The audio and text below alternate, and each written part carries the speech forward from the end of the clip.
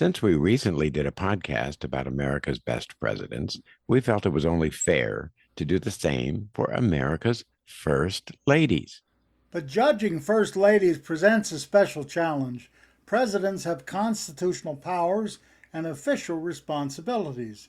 The First Lady has no elected position, no salary, and no legally defined duties.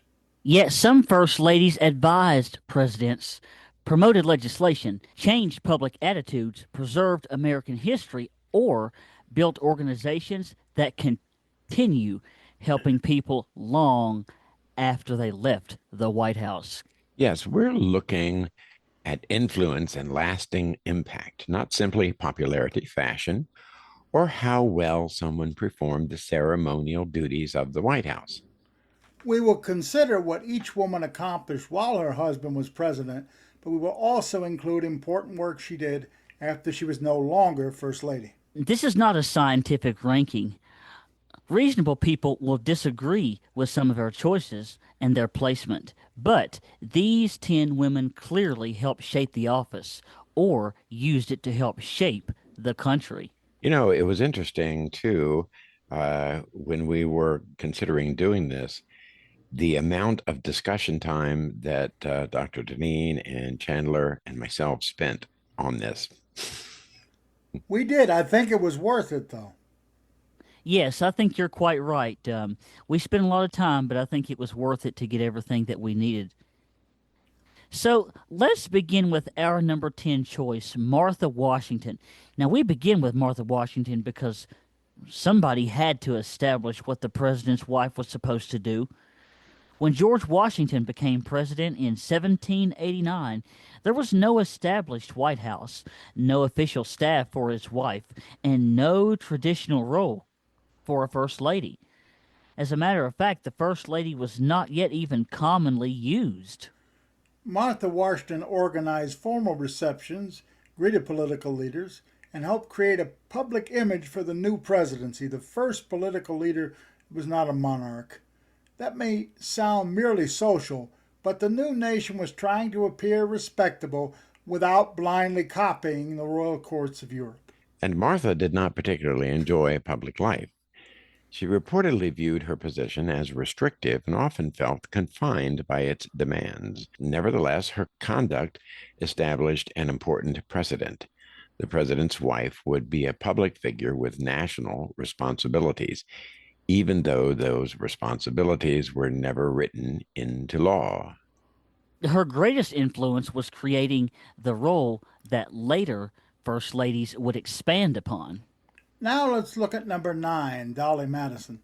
Dolly Madison transformed the First Lady into a political hostess and a symbol of national unity.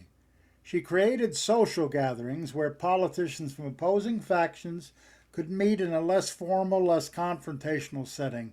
At a time of bitter political divisions due to the War of 1812, her receptions helped keep communication lines open. So these were not just simply parties. No, they had a political purpose, right, Dr. Dineen? Yes, you're exactly right, Chandler. Dolly understood that personal relationships could sometimes accomplish what formal meetings could not. She also became a national heroine during the War of 1812. See our podcast on that. As British forces approached Washington in 1814, she remained at the presidential residence long enough to ensure that important documents and valuables were safely removed. Yes, she is famously associated with saving Gilbert Stuart's portrait of George Washington. Workers removed the painting from its frame before the British entered and burned the building. Some details of the popular legend have been exaggerated for sure, but Dolly did direct that the portrait and other important objects be saved. She demonstrated that a First Lady could be more than just a hostess. She could become a visible symbol of national courage and continuity. Now, what about Abigail Adams, Dr. Weaver, for number 8? Yes, Abigail Adams was First Lady from 1797 to 1801, but her influence began much earlier. Because John Adams was frequently away on government business, Abigail managed the family farm, handled financial matters, and maintained an extensive political correspondence with him. She was unusually well informed about the revolution and the creation of the new government. John respected her judgment and was passionately in love with her, although he did not follow all her recommendations. Her most famous advice came in 1776 when she urged him to remember the ladies as the new nation developed its laws. She warned that women should not be placed entirely under the power of men. John Adams responded somewhat dismissively, and Abigail was not proposing modern political equality in every respect. Still, her words became an early and powerful statement against the legal subordination of women. Abigail also opposed slavery, believing it contradicted the principles of the American Revolution. She specifically left property to her married daughters and fought for the right of women to own property after marriage. While she didn't create a national movement, her letters provide important evidence that demands for women's rights and objections to African slavery existed at the country's founding. Now, before we continue our list, we need to mention a First Lady whose influence was enormous, but yet deeply, deeply controversial. Edith Wilson. Yeah, President Woodrow Wilson suffered a massive, severe stroke in October of 1919. For months, the extent of his disability was concealed from Congress, the public, and even some members of his administration. Edith Wilson controlled access to the president and decided which documents and decisions would be brought to his attention. She feared an emotional breakdown if the president had resigned, but later insisted that she made no presidential decisions herself and merely determined which matters were important enough to take to her husband. However, controlling the flow of information to an incapacitated president is itself a tremendous exercise of political power. Some people have called her the first woman president, and that description goes too far because she was never elected and did not formally assume presidential authority. Yeah, that's true, Chandler, but her role exposed a dangerous constitutional uncertainty about presidential incapacity, an uncertainty not adequately addressed until the 25th Amendment was ratified in 1967. Can you imagine that long? We include her as a highly influential First Lady, but not as an example that should be celebrated or repeated. Let's move to Jacqueline Kennedy. Yes, our number 7. Now, Jacqueline Kennedy is often remembered primarily for fashion, youth, and elegance. And that reputation can obscure her more substantial contributions. Yes, you're right, Chandler. She regarded the White House as a national historic site, not simply a temporary residence for the presidential family.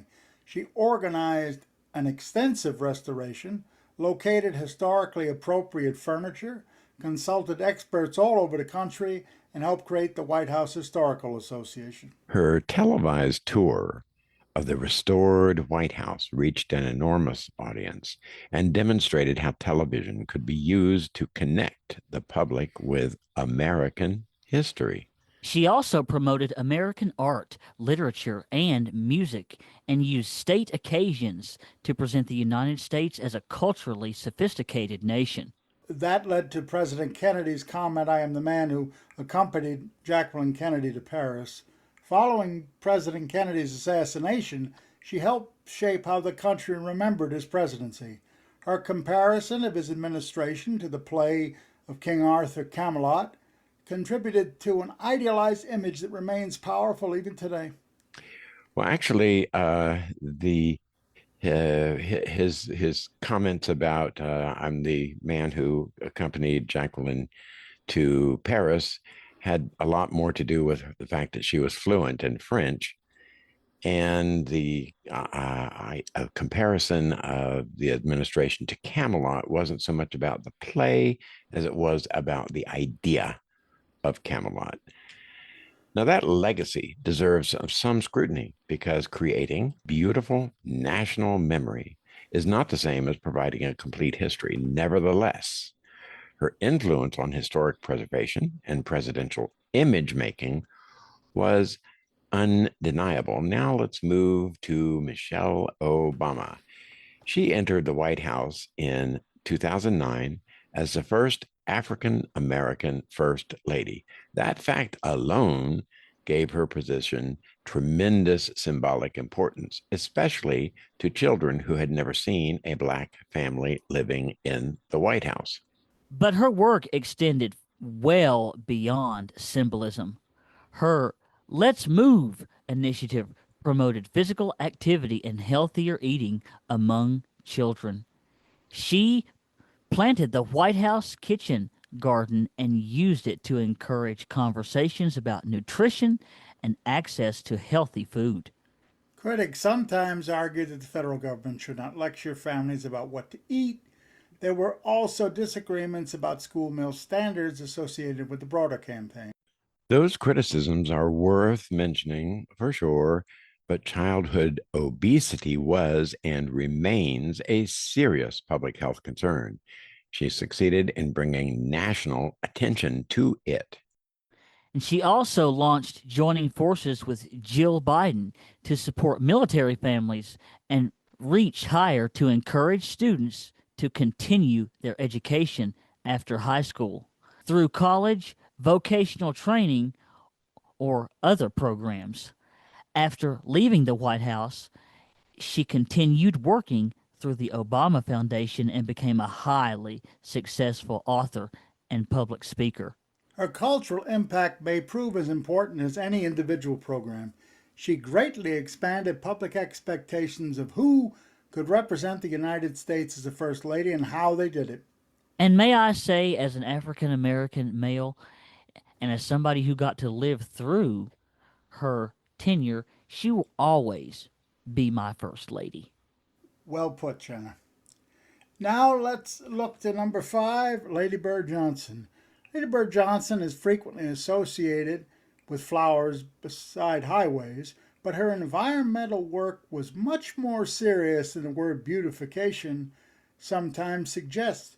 She argued that the physical condition of communities affected people's dignity, health, and all around quality of life. Yes, her campaign contributed to the Highway Beautification Act of 1965, which sought to control billboards and junkyards and encourage landscaping along federally funded highways. She also supported parks, conservation, urban renewal, and the protection of native plants. She was politically active as well. During the 1964 presidential campaign, she traveled through parts of the South defending the Johnson administration's support for civil rights legislation. That was not an easy or an entirely safe assignment. It certainly wasn't, Chandler. Rumors are that her life was threatened on more than one occasion. Lady Bird was also an advisor to her husband in many areas and kept an extensive recorded diary, which I've listened to at the Johnson Library, that later became a valuable historical resource. Yes. Now, after leaving the White House, she continued her environmental work. She helped establish what became Lady Bird Johnson Wildflower Center, now part of the University of Texas at Austin. Her legacy helped move environmental concerns closer to the center of American public life. Now let's move to Roslyn Carter. Our number 4 pick. Now, Roslyn Carter may be one of the most underestimated first ladies. President Jimmy Carter considered her one of his closest advisors. She attended cabinet meetings, traveled as his representative, and discussed policy with administration officials. That involvement sometimes generated criticism. Some Americans were uncomfortable with an unelected spouse exercising that much influence, but as we've seen from Lou Hoover and Eleanor Roosevelt, she certainly wasn't the first to do it, and do it well, if I may say so. It's a legitimate constitutional concern because the public has no direct political way to hold a presidential spouse accountable. But Roslyn Carter used much of her influence to address issues that had long been neglected, especially mental health. She served as honorary chair of the President's Commission on Mental Health and testified before Congress in support of improvements to the mental health system. After leaving the White House, she did not abandon the subject. Through the Carter Center, she continued advocating for people with mental illnesses and for the family members who cared for them. She also worked with President Carter for decades on election monitoring, human rights, conflict resolution, and his wonderful work with Habitat for Humanity. See our podcast on that if you can. Her public service lasted for decades. She helped make mental health a legitimate national policy issue at a time when many families were still afraid or ashamed to discuss it. We're going to turn our attention to Betty Ford. She was First Lady for only about 2.5 years, but her honesty changed public conversations about health, addiction, and women's rights. Shortly after becoming First Lady, she was diagnosed with breast cancer and underwent a mastectomy. Instead of hiding her condition, she spoke openly and freely about it. Her candor encouraged large numbers of women to seek breast examination and help reduce the shame and secrecy that surrounded the disease. She expressed her political opinions openly, even in opposition to her husband. She supported the Equal Rights Amendment, spoke openly about her daughter's premarital relationships and about abortion, and discussed subjects that earlier First Ladies would probably have avoided in public. Her position angered some conservatives and occasionally created difficulties for President Ford. Yeah, but that independence was part of the impact. She demonstrated that a First Lady did not have to repeat her husband's position on every issue. Her greatest work may have come after leaving the White House. Her family confronted her about her dependence on alcohol and prescription medication. She entered treatment and then publicly discussed her addiction and recovery. One thing I like about her is she was very candid and honest about her personal issues. That's rare, Chandler, you're quite right. In 1982, she helped establish the Betty Ford Center for the Treatment of Substance Use Disorders. Her name gave countless people permission to admit that addiction was not simply a moral failure, it was a condition that required treatment, honesty, and support. Yeah, very few First Ladies have done more to reduce stigma surrounding two major health problems: breast cancer and addiction. Now let's move to Hillary Rodham Clinton. Hilary Rodham Clinton fundamentally changed expectations of what a First Lady could and should attempt politically. President Bill Clinton appointed her to lead the administration's effort to reform the healthcare system.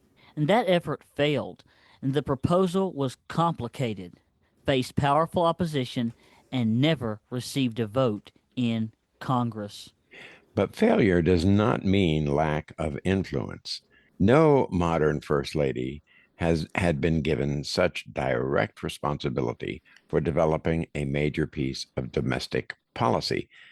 The experience also demonstrated the risks of assigning governmental power to a president's spouse. She later worked on children's health, adoption, foster care, and many other family issues. Her 1995 speech in Beijing, declaring that women's rights are human rights, became one of the defining speeches of her public career. Her post White House career makes her unique. She became the first former First Lady elected to the United States Senate. She then served as Secretary of State and became the first woman nominated for president by a major American political party. People remain sharply divided about her policies, decisions, and political style, but influence is not the same thing as universal approval. Hilary Clinton transformed the first ladyship from a possible conclusion to a political career into a possible beginning. Let's move to Eleanor Roosevelt, our choice for the most influential and impactful First Lady. Before her, First Ladies could be important public figures. Eleanor turned the role into a platform for national activism. She traveled throughout the country during the Great Depression, visiting mines, military installations, relief projects, and impoverished communities, and reported what she observed to President Franklin Roosevelt, who found travel difficult because of his exceptionality. She became an important connection between the administration and Americans who often were overlooked. She held press conferences restricted to women reporters. That encouraged news organizations to employ female journalists because otherwise they could not cover her events. It's a pretty powerful move right there, if you ask me. She also wrote a widely syndicated newspaper column called My Day and used radio, speeches, and public appearances to discuss social and political issues. Yeah, Eleanor advocated for workers, women, young people, poor Americans, and racial minorities. When the Daughters of the American Revolution refused to allow a Black singer, Marian Anderson, to perform at Constitutional Hall, Eleanor resigned from the organization. Anderson later performed before a huge integrated audience at the Lincoln Memorial. I would just like to add briefly that during his time, President FDR did the same thing equivalent to what she just did with other celebrities. We should not present her as flawless. She did not always move as quickly or forcefully on civil rights as later admirers might wish. Her husband needed the support of segregationist leaders to get his New Deal program through, so she could not always persuade her husband to support every cause she championed. But she was often well ahead of the political establishment. Her most important accomplishment came after President Roosevelt's death. President Harry Truman appointed her to the United States delegation to the United Nations. Yeah, she chaired the United Nations Commission on Human Rights and played a central role in developing and securing adoption of the Universal Declaration of Human Rights in 1948. That document proclaimed fundamental rights and freedoms belonging to all human beings. Many people contributed to the Declaration, and Eleanor didn't write it alone, but her persistence, diplomacy, and leadership were crucial to reaching an international agreement. She did not merely redefine the role of First Lady, she became an international figure whose work continued influencing human rights movements long after her death. Well put. Our list also demonstrates, my friends, how dramatically the position has changed. Martha Washington established its basic traditions. Dolly Madison used social events politically. Abigail Adams offered her husband and son private advice. Eleanor Roosevelt became a public advocate. Hilary Clinton assumed a major policy role. And Betty Ford and Roslyn Carter showed that influence does not end when a family leaves the White House. Their most enduring work may have occurred afterwards. There is also a legitimate concern running through this history. First ladies are not elected. They do not undergo Senate confirmation, and their authority is not defined by the Constitution. When they become deeply involved in policy, questions about access, power, and accountability should be asked. At the same time, it would be completely unrealistic to imagine that presidents do not seek advice from the people closest to them. The important questions are whether that influence is disclosed and whether official authority remains with accountable public officials. There are many other deserving candidates. Lou Hoover's work with the Girl Scouts, Nancy Reagan's influence within the Reagan administration, Barbara Bush's literacy campaign, Laura Bush's advocacy for education in libraries, and Dr. Jill Biden's support for military families and continued work as an educator. Our 10 choices are not the only first ladies who mattered.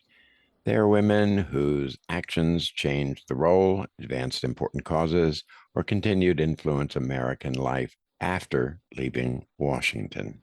The position of First Lady has no official job description, but the women who occupied it often faced enormous public expectations. Some preserved history, some challenged social stigma, some shaped policy, some used their visibility to help people whose problems had previously been ignored. And the most effective first ladies proved that influence does not always require holding elected office, but it does carry responsibility. Listen, I want to thank you for joining us on Things You Don't Know. Please give us a like. They're very important. Comment. Those are very important too. We want to hear from you. And subscribe and tell us which first lady you believe had the greatest impact on America. See you soon, folks. A lot of things coming up. Yes, be sure and come back soon. Bye for now, folks.